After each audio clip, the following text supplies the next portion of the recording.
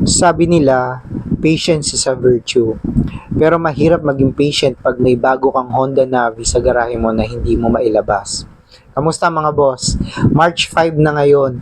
Nabili ko yung Honda Navi ko nung January 19 pero hanggang ngayon display lang siya. Bakit? Dahil sa ORCR limbo. Bakit Navi? Perfect kasi ito sa city. Automatic, matipid, at syempre, yung storage box, panalo yun sa groceries. Simple lang ang dash, mababa ang upuan, flat foot ako dito. Kahit sino kayang-kaya ito dalhin. Sabi ng dealer, 30 to 45 days daw. Kaya ito, pinupunasan ko na lang muna. Sobrang kintab na nga eh.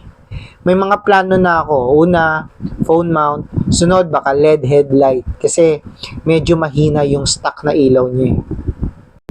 Kayo ba?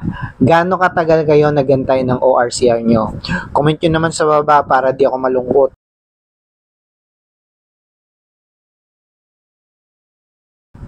Pagdating ng papel, asahan nyo ang first ride vlog natin.